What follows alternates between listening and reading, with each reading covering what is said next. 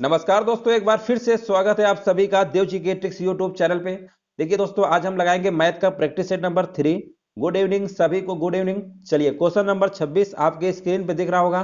पूछा गया, यदि समीकरणों 4x plus 3y plus 5 is equal to 0, 10x minus K Y minus 7 is equal to 0 का कोई हल संभव नहीं है तो k का मान कितना होगा।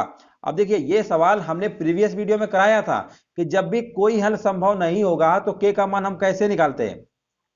ये समीकरण हमारे किस फॉर्मेट में लिखे हुए हैं, a1x b1y प्लस c1 बराबर 0, a2x b2y प्लस c2 बराबर 0। इस टाइप की कंडीशन में हमने बताया था कि जब भी कोई हल नहीं होगा तो a1 अपान a2 बराबर हमारा b1 अपान b2 होता है। ये कंडीशन हमने आपको बताया था कि जब भी कोई हल नहीं होगा तो ये। अब a1 होता क्या है, a1 x का गुणांक होता है, b1 हमारा y का गुणांक होता है। तो पहले वाले समीकरण में x का गुणांक कितना है, 4 लिखेंगे। दूसरे वाले समीकरण में x का गुणांक यानी a2 हमारा हो जाएगा 10, बराबर लिखेंगे।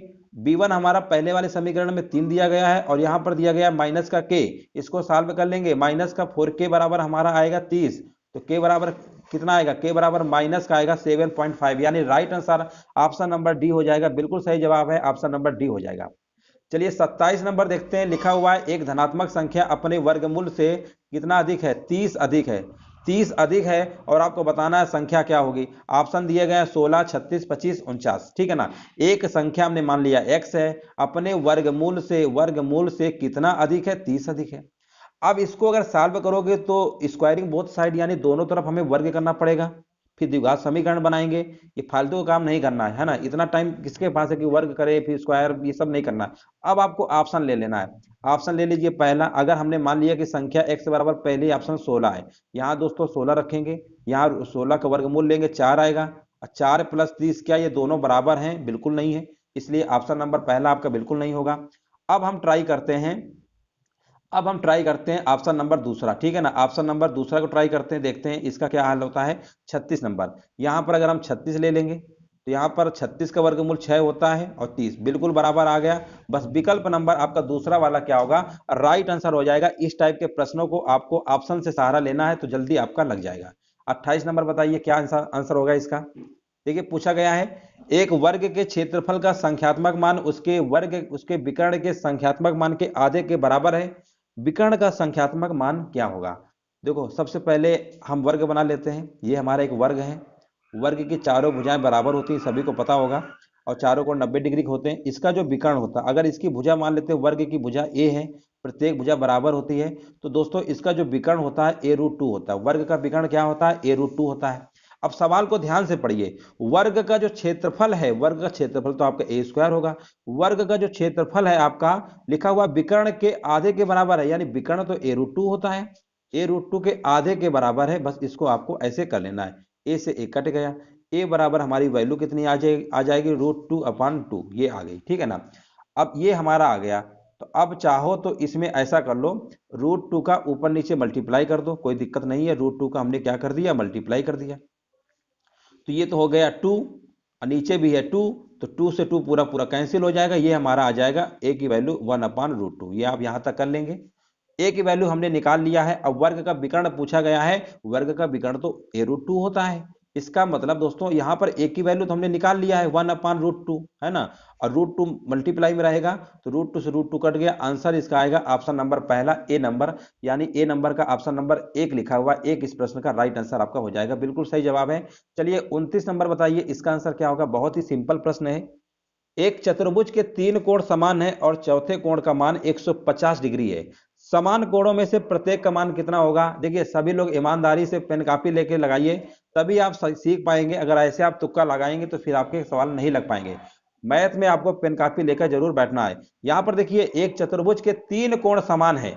देखिए, चतुर्भुज के जो टोटल हमारे एंगल होता है वो कितना होता है, चतुर्भुज की अगर हम बात करते हैं, टोटल हमारा एंगल कितना होता है, पूरा हमारा 360 का चक्कर होता है। ठीक है ना, पूरा 360 का होता है। चौथे कोण का मान दिया गया है। अब बोला गया तीनों कोण समान है, तो हम ऐसा कर लेते हैं, पहले 360 में से 150 को माइनस कर देते हैं। आपने कहा 210 आएगा। अब देखिए 210 में हमारे तीन कोण मतलब शामिल हैं और तीनों कोण हमारे कैसे समान हैं, तीनों कोण समान हैं, इसका मतलब यहां पर 3 से भाग कर देंगे तो आप कहेंगे प्रत्येक जो कोण होगा आपका 70 डिग्री आ जाएगा। ऑप्शन नंबर डी इस प्रश्न का क्या होगा, बिल्कुल राइट आंसर है। ऑप्शन नंबर डी इस प्रश्न का राइट आंसर आपका हो जाएगा। चलिए जवाब दीजिए, क्वेश्चन नंबर 30 का राइट आंसर आपका क्या होगा। सवाल को ध्यान से पढ़िए, लिखा हुआ है दो चचेरे भाइयों की वर्तमान आयु का योग 54 है। 11 वर्ष पहले बड़ा भाई छोटे भाई से 3 गुना बड़ा था, बड़े भाई की वर्तमान आयु कितनी है। यहां पर आपको जवाब देना है, आंसर क्या होगा। देखिए यहां पर अगर हम बात करते हैं, दो चचेरे भाइयों की वर्तमान उम्र का योग दिया गया है 54 है। 11 वर्ष पहले बड़ा भाई छोटे भाई से 3 गुना बड़ा था, तो हमने मान लिया कि यहाँ पर देखिए, यहाँ पर बिग ब्रदर लिखते हैं, यहाँ पर लिखते हैं स्मॉल ब्रदर यानी छोटा भाई, और इससे ये 3 गुना क्या है, बड़ा है, यानी ये 1 है तो ये 3 होगा, 3 गुना बड़ा था, सीधी सी बात है। लेकिन दोस्तों ये 11 वर्ष पहले है, याद रखिएगा ये 11 वर्ष पहले है, लेकिन यहाँ पर जो वर्तमान उम्र दिया गया है दोनों का, चचेरे भाई हैं उनका उम्र दिया गया है, उनका दिया गया है कि उन्हीं दोनों का उम्र का योग 54 है। लेकिन दोस्तों ये वर्तमान है, और यहाँ पर जो ये 1 और 3 लिखा है ना, ये 11 वर्ष पहले लिखा हुआ है, तो अगर इनको जोड़ेंगे तो 4 आएगा। अब गलती से इसके बराबर 54 मत कर दीजिएगा, क्योंकि ये वर्तमान दिया गया है, ये वर्तमान थोड़ो, ये तो 11 वर्ष पहले है, तो 11 वर्ष पहले यहाँ भी चलेंगे, तो 11 वर्ष पहले उनके दो चचेरे जो भाई हैं दोनों की उम्र 11-11 कम होगी ना, दो लोग शामिल हैं, दोनों का टोटल है तो 11-11 यानी दोनों दोनों कम होंगे, यानी 22 इसमें कम कर देंगे।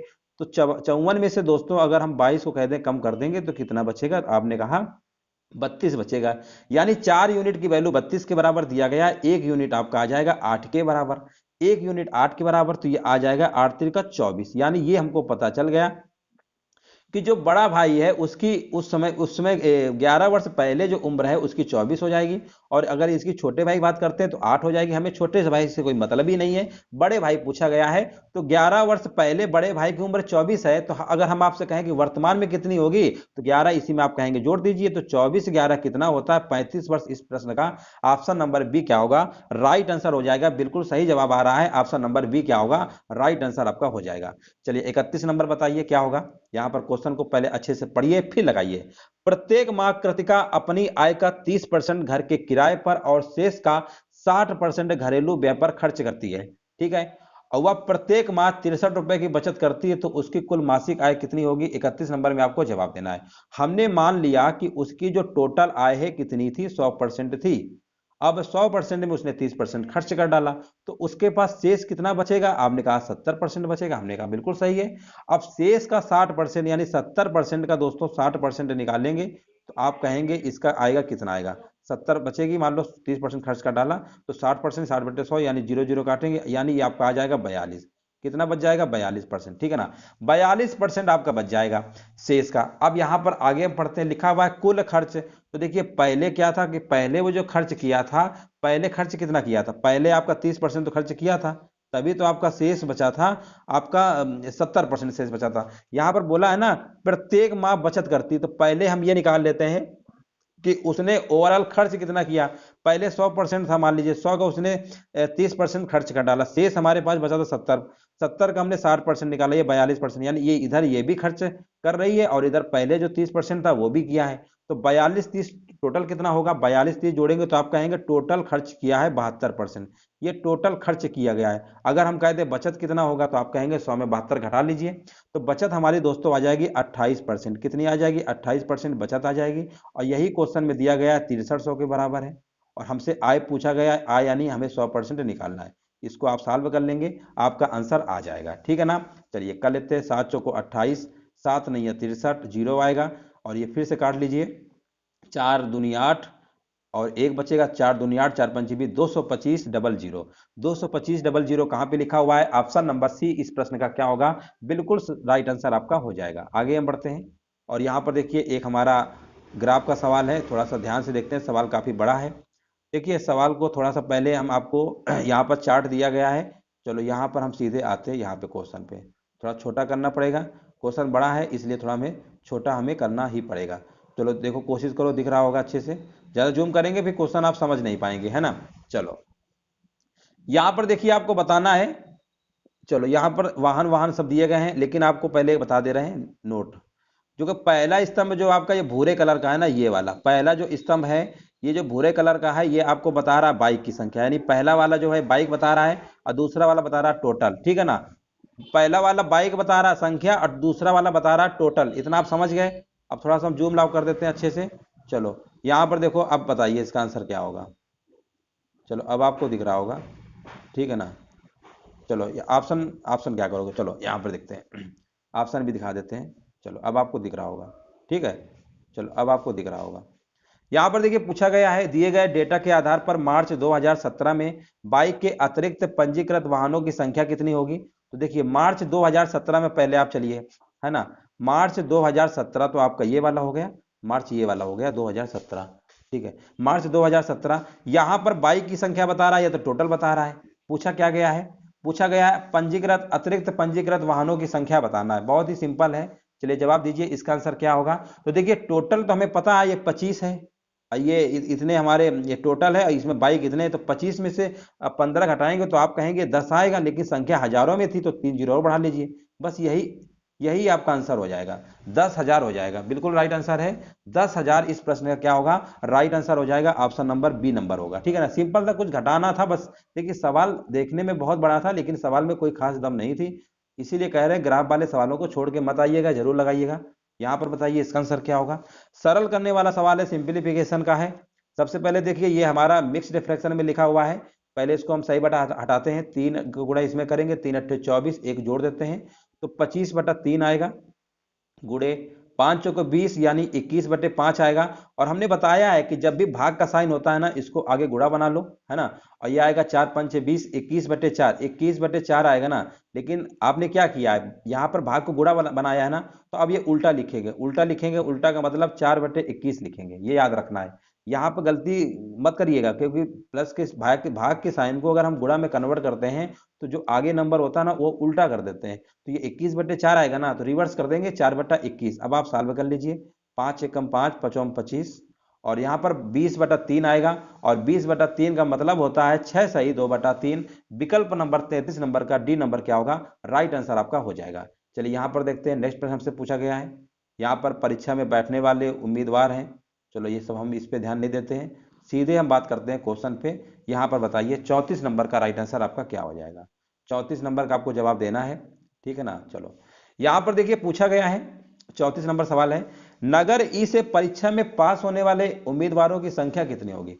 नगर ई की बात कर रहे हैं, नगर ई हमारा ये है, और यहाँ पर 1.85 लाख है, संख्या लाखों में है, तो इसको हम 1,85,000 भी लिख सकते हैं, लिख सकते हैं कि नहीं लिख सकते, 1,85,000। यहाँ पर पूछा क्या गया, पास होने वाले, तो पास फेल का अनुपात दिया गया, यानी पास ये है तो लिखेंगे 3, और टोटल कितना हो जाएगा 5। अगर फेल का पूछते तो 2/5 कर देते। और यहाँ पे हमें कितना दिया गया, 1,85,000, है ना, 1,85,000, 1.85 लाख को हम ये भी लिखा जाता है, आपको ये जानकारी होगी। अब इसको आप सॉल्व कर लीजिए तो कितना आएगा, 5 त्रिका 15 और बचेगा 3, है ना, और 5 सत्ते 35, सही है, देख लीजिए 37,000 आ जाएगा।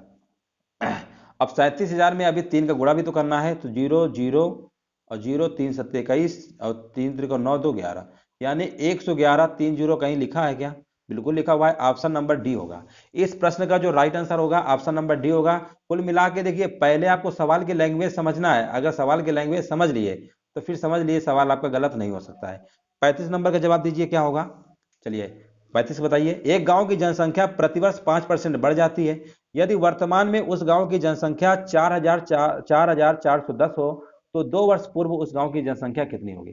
देखिए जनसंख्या वाले सवाल भी हमने कराया है, कई बार बताया है कि सबसे पहले देखिए इसको हम फ्रैक्शन से लगाते हैं। 5% की फ्रैक्शन वैल्यू क्या होती है, आपने कहा 5% की फ्रैक्शन वैल्यू 1/20 होती है, बिल्कुल सही होती है।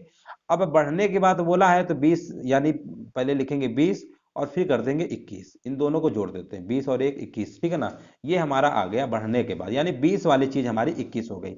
ध्यान दीजिएगा यहाँ पर जनसंख्या की बात हो रही है ना, 2 वर्ष, तो आपको इसको स्क्वायर कर देना है। 3 वर्ष कहेगा क्यूब कर देंगे, 2 वर्ष कहेगा स्क्वायर, स्क्वायर करने के बाद 21 का स्क्वायर 441 होता है, 20 का स्क्वायर 400 होता है, ठीक है ना। ये आपकी जनसंख्या जो होगी ये वाली पूर्व होगी, और ये जनसंख्या आपकी बाद में होगी, यानी वर्तमान भी कह सकते हैं इसी को।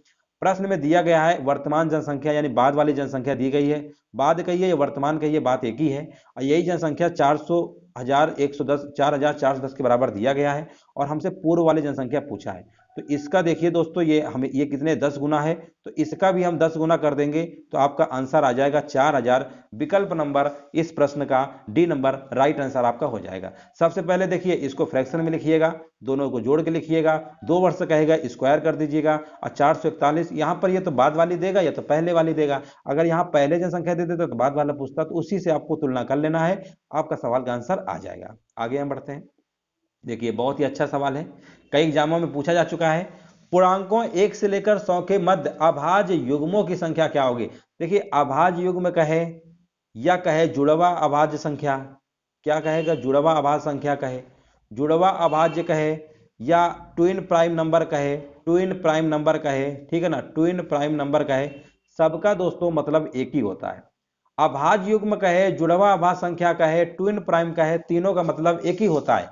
अब हम कहें 1 से लेकर 100 तक के बीच में अभाज्य संख्या तो हमारी 25 होती हैं, वैसे विकल्प भी 25 नहीं दिया, नहीं 25 होता तो बहुत लोग 25 का लगा जाते हैं, है ना। तो यहाँ पर अभाज्य युग्म पूछा है तो अभाज्य युग्म होता है जुड़वा अभाज्य संख्या, और जुड़वा अभाज्य संख्या क्या होती है, ऐसी अभाज्य संख्याओं का जोड़ा, ठीक है ना, जिनमें अंतर 2 का होता है।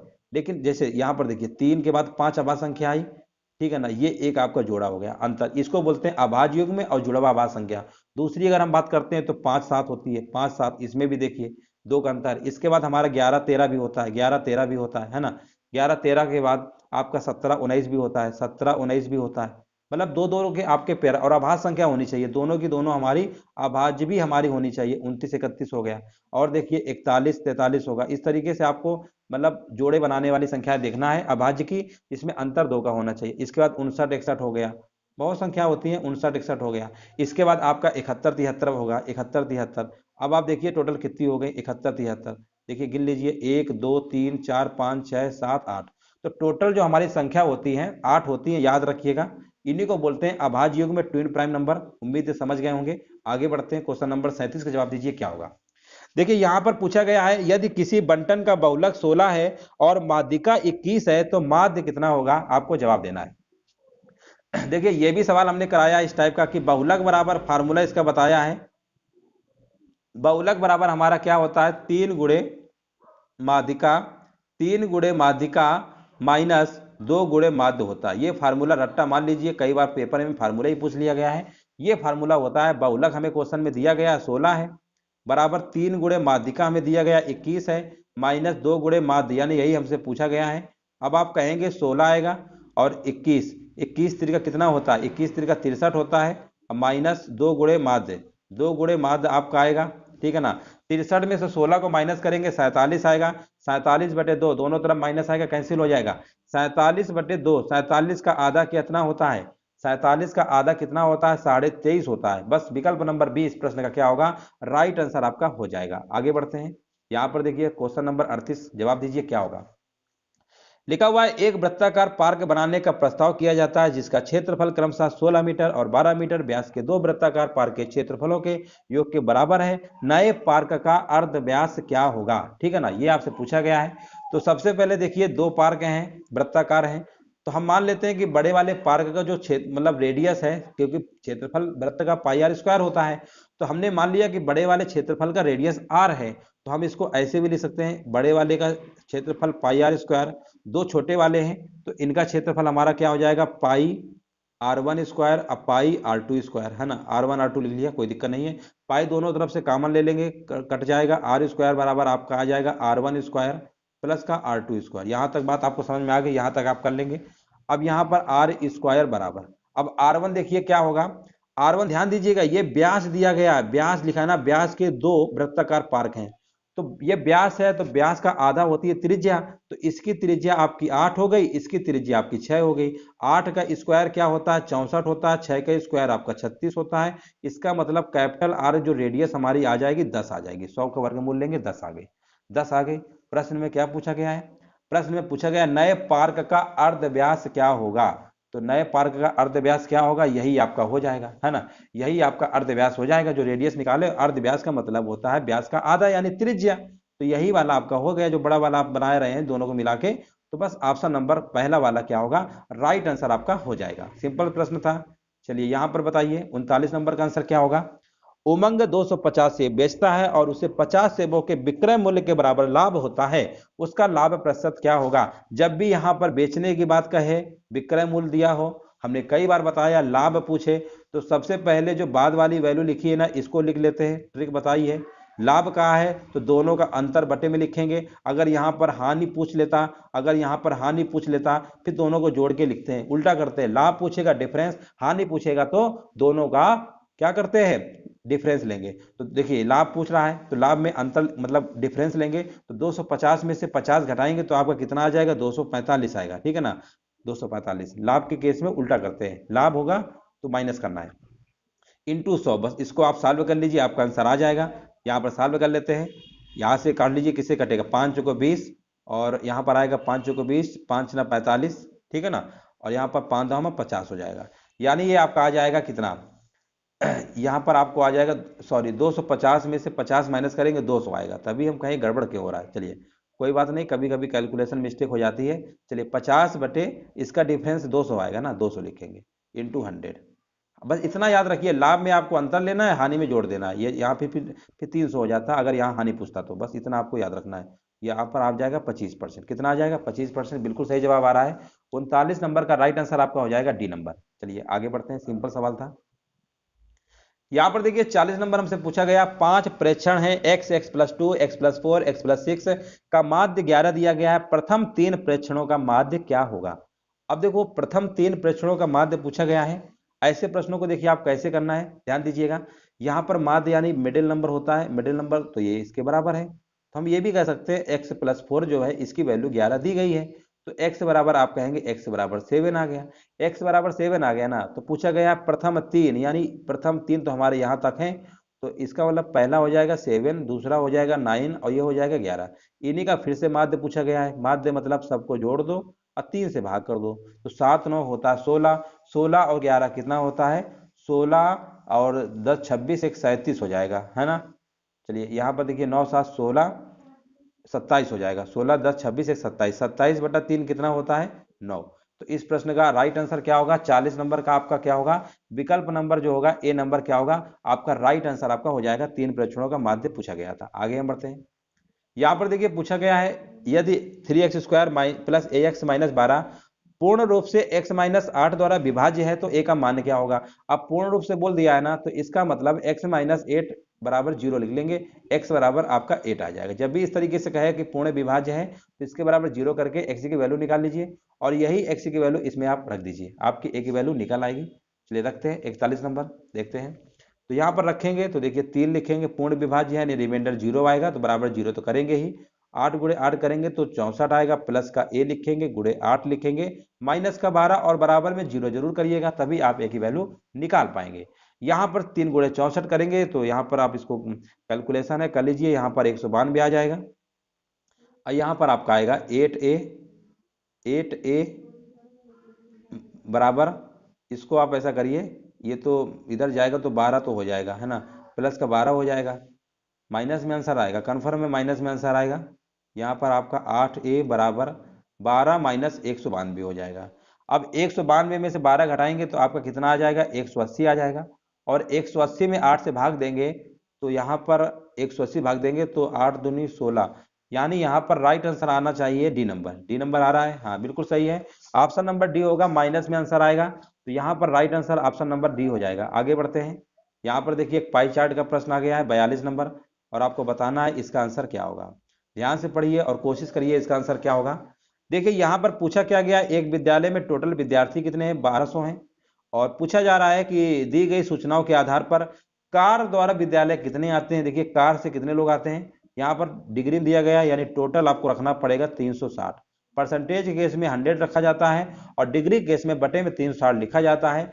जिसका पूछा गया पहले उसको लिखिए, कार 150, टोटल हमारा है 360 और कितने छात्र हैं 1200, बस इसी को आपको सॉल्व कर लेना है। आपका आंसर जो है आपका आ जाएगा, 0 0 काट लेंगे, 6 से काटेंगे 6 36, 6 दूनी 12, 0 आएगा, और काट लीजिए 3 दूनी 6, 3 पचे 15, और यहाँ पे काटेंगे 100, यानी 100 गुणे 5 500 आएगा। ऑप्शन नंबर सी हो जाएगा। 42 नंबर का सी नंबर क्या होगा, 42 नंबर का आपका 42 नंबर है ना, तो 42 नंबर का राइट आंसर आपका सी नंबर हो जाएगा। बिल्कुल सही जवाब है, 500 हो जाएगा। देख रहे हैं ना कितना सिंपल है। चलो ये बेहतरीन सवाल है। और यहाँ पर आपको बताना है माध्य क्या होगा। देखिए जब भी माध्य में अगर अंक दिया हो, छात्रों की संख्या दी हो, एक तरीके से अगर टेबल बन के अगर माध्य पूछा जाता है, तो दोस्तों याद रखिएगा ये जो वैल्यू होती है ना, ये एक्स की होती है और ये वैल्यू आपकी एफ की होती है ना। तो सबसे पहले हम क्या निकालेंगे, एक्स एफ निकालते हैं। एक्स एफ क्या होता है, एक्स एफ क्या होता है, इन्हीं दोनों का प्रोडक्ट है। यानी इसका करेंगे तो 0 आएगा, इसको करेंगे 5 एकम 5 आएगा, इसका आएगा 8 आएगा, इसका आएगा 3 त्रिका 9, 4 दूनी 8, 8 पंच 40। ये एक्स एफ निकाल लेंगे ना। और इसके बाद माध्य का जो हम लोग फार्मूला पढ़े होंगे, टेबल वाला फार्मूला हमने पढ़ा होगा माध्य का, ये होता है सिग्मा एफ एक्स बटे सिग्मा एफ होता है, ठीक है ना। तो इसका मतलब सिग्मा का मतलब होता है समेशन, यानी सम करना है। तो पहले आपको इन सबको जोड़ लेना है। अब फ्रीक्वेंसी हमारी ये दी गई थी ना 6 5 4 3 2 5, इनको भी जोड़ लेना है और डिवाइड कर देना है। तो कहने का मतलब छात्रों की संख्या जो फ्रीक्वेंसी तो क्वेश्चन में दिया है उसी से आपको डिवाइड करना है। बस आपको एक स्टेप और निकालना है, वो है क्या, इन दोनों का प्रोडक्ट यानी एक्सेप। तो इनको जोड़िए, कितना आएगा, 40 8 9 8 5, इनको सबको जोड़ेंगे तो आपका 70 आ जाएगा। और यहां पर जोड़ेंगे 6 5 11 4 15 3 18 2 20, यानी 25 आ जाएगा। बस आपको 70 बटे 25 भाग कर देना है। भाग देंगे तो आपका आ जाएगा 2.8, जो कि ऑप्शन नंबर बी क्या होगा, इस प्रश्न का आपका राइट आंसर आपका हो जाएगा। तो उम्मीद है माध्य निकालना आपको आ गया होगा। अब यहां पर बताइए क्वेश्चन नंबर 44 का राइट आंसर क्या होगा। लिखा गया है एक मोबाइल जब 6% लाभ पर बेचा जाता है तो 6% हानि पर बेचने की तुलना में 870 रुपए अधिक मिलते हैं। मोबाइल फोन का क्रय मूल्य क्या होगा, जवाब दीजिए। 44 नंबर का राइट आंसर क्या होगा। देखिए जब भी सवाल आपको लाभ दे दे 6% पे और हानि दे दे 6% पे, लाभ हानि हानि हानि लाभ लाभ, तीन प्रकार की कंडीशन आती हैं। जब दोनों सेम होता है तो डिफरेंस होता है, डिफरेंस लिया जाता है। जब अपोजिट हो, यानी ये प्लस है मतलब ये लाभ है, ये हानि अपोजिट है, उल्टा है, तो उनको ऐड कर देते हैं। इतना आपको याद रखना, सेम साइन वाले ऐड होते हैं, सेम साइन वाले डिफरेंस उनका लिया जाता है और डिफरेंट साइन वाले ऐड किए जाते हैं, याद रखिएगा। तो यहाँ पर देखिए लाभ है हानि है, इनका सम हो जाएगा, यानी 6 और 6 जोड़ देंगे तो इनका जब डिफरेंस निकालेंगे ना तो ऐड हो जाएगा। तो 6 6 कितना आएगा, 12%। 12% बराबर यहाँ पर कितना दिया गया है, 870 के बराबर दिया गया है। इतना आपको कर लेना है। 12% बराबर दिया हुआ है 870 के बराबर। पूछा गया फोन का क्रय मूल्य क्या होगा, हमसे 100% की वैल्यू पूछा गया है। ये आपकी ट्रिक होती है। तो 870 बटे 12 करेंगे और गुड़े 100 कर लेंगे। अब इसको आप सॉल्व कर लीजिए, 4 त्रिका 12, 4 दूनी 8, 4 पंचे 20, और यहाँ पर आएगा 3 दूनी 6, 3 27, ठीक है ना। यहाँ पर आएगा, आगे क्या है, जीरो भी है। चलो ये हमारा आ गया। अब 290 गुणे 25 कर लेंगे, आपका आंसर आ जाएगा। 44 नंबर है, आंसर बताइए क्या आएगा। गुणा करिए, गुणा करके बताइए क्या आंसर इसका आएगा। तो गुणा करेंगे तो आपका आंसर कितना आएगा, देख लीजिए। तो गुणा करेंगे कितना आएगा बताइए। गुणा करने पे कितना आ रहा है 44 नंबर में, चलिए आ रहा है 72 50 आएगा। चलिए 72 50 आएगा, तो 72 50 इस प्रश्न का क्या होगा, आपका राइट आंसर आपका हो जाएगा। तो देख रहे हैं ना, यहाँ पर बस इतना याद रखना है, लाभ हानि दे देगा तो दोनों को जोड़ दीजिएगा। अगर लाभ लाभ दे देगा तो डिफरेंस ले लीजिएगा। अब लाभ लाभ देगा तो 6 6 थोड़ा देगा, फिर कोई वैल्यू दूसरी देगा, सेम नहीं देगा, ठीक है ना, ये भी याद रखिएगा। चलो आगे बढ़ते हैं। क्वेश्चन नंबर 45 बताइए इसका आंसर क्या होगा। लिखा हुआ है अरुण की आय बाला की आय की 150% है, चंदू की आय अरुण की आय की 120% है। यदि अरुण बाला और चंदू की कुल आय का 86,000 है तो चंदू की आय क्या होगी। बहुत ही सिंपल सवाल है। देखिए पहले हम लिख लेते हैं अरुण, यहाँ पे अरुण है, फिर क्या है बाला है, फिर लास्ट में आपका चंदू है, ये आपने लिख लिया। अब जैसे जैसे प्रश्न का है वैसे वैसे आप करना है। अरुण की जो आय है बाला की आय की 150% है, यानी ये अगर हमने 100 मान लिया तो ये आपका आ जाएगा 150, 50% है ना, बोला ना बाला की आय का 150% है, तो 100 का 150% करेंगे तो 150 ही तो आएगा। चलिए आगे बढ़ते हैं। आगे लिखा हुआ है चंदू की आय अरुण की आय की 120% है, यानी चंदू जो है इसका जो है 120% है, इसका मतलब 150 का हमें 120% करना पड़ेगा, है ना। कर लेते हैं, कोई दिक्कत नहीं है। 2 जीरो कट गए आपके, और 12 पंचे 60, 180 आ जाएगा। यानी ये आपका आ गया 180। अब और इसको सिंप्लीफाई कर लेते हैं। और कुछ कट रहा है क्या, 2 से 3 से कट रहा है, नहीं कट रहा है, चलो अब नहीं कटेगा। 15 10 18 आ गया। अब प्रश्न में पूछा क्या गया, कुल आय पूछा गया है, तो पहले इनका देखिए कुल कितना हो रहा है, 15 10 25, 25 और 10 कितना होता है 35, 35 8 कितना होता है 43, यानी ये आ गया हमारा 43 बराबर टोटल दिया गया है 86,000, ठीक है ना, 86,000 दिया गया है। पूछा गया चंदू की बताइए, चंदू की कितनी है। अब यहाँ पर रेशियो बनाए हैं तो चंदू की तो आप मान के चलेंगे 18 है, यानी हमें 18 यूनिट हमें निकालना है। बस इसको आप सॉल्व कर लेंगे, आपका आंसर आ जाएगा। 43 दूनी 86 होता है, यानी 2000 आ गया, और 2000 गुरे 18 कर देंगे ना तो 18 दूनी 36,000 हो जाएगा। ऑप्शन नंबर ए हो जाएगा। ऑप्शन नंबर ए क्या है, बिल्कुल राइट आंसर आ रहा है, बिल्कुल सही जवाब है। ऑप्शन नंबर ए क्या होगा, इस प्रश्न का आपका राइट आंसर आपका हो जाएगा।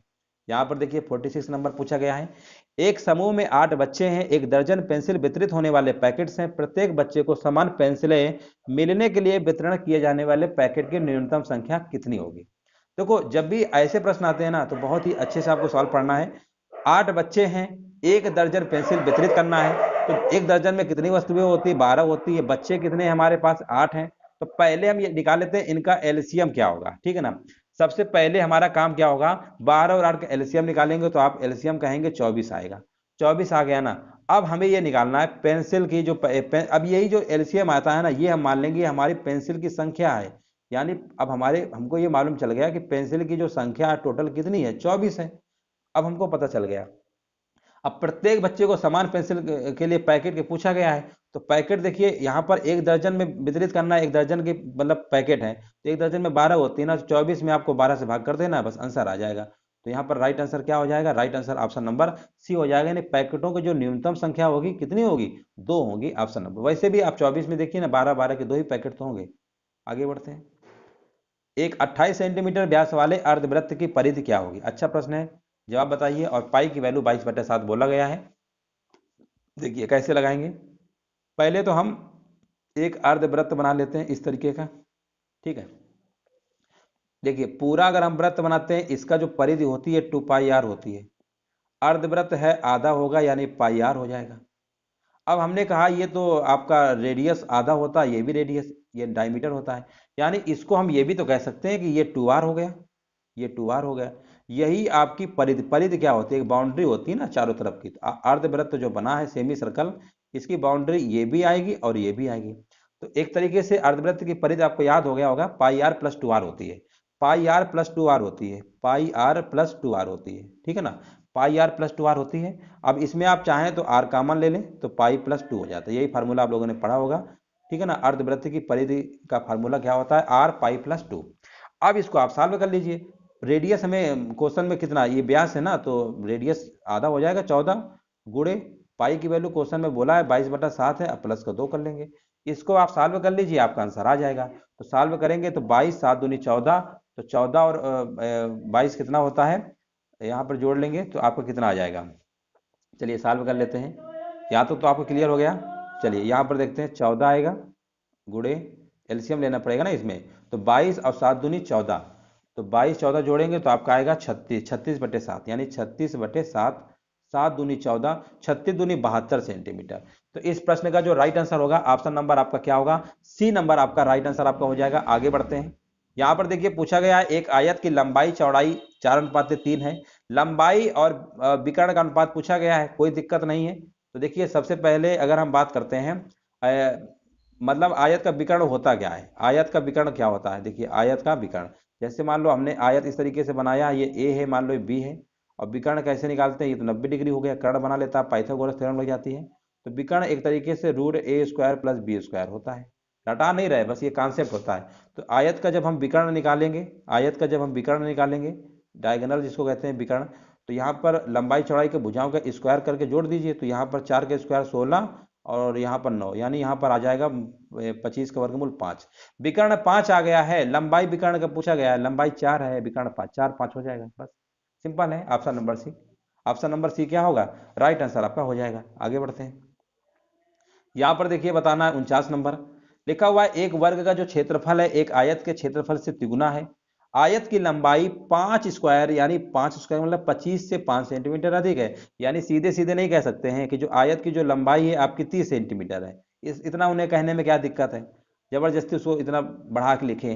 अब बोला है कि उसकी चौड़ाई से तिगुना है, इसका मतलब जो चौड़ाई होगी 10 होगी, इसी से तिगुने का मतलब क्या हुआ कि 10 रहा होगा तभी तो 3 गुना 30 रहेगा, मतलब कुल मिला के लंबाई चौड़ाई को इन्होंने थोड़ा सा लैंग्वेज बेस्ड में कहा है। चलो कोई दिक्कत नहीं, वो तो हमने कर ही लिया है। अब पूछा क्या गया है, क्वेश्चन को पढ़िए और पूछा क्या गया है। अब देखिए यहाँ पर बोला गया है वर्ग की परिधि क्या होगी। वर्ग का क्षेत्रफल आयत के क्षेत्रफल से तिगुना है।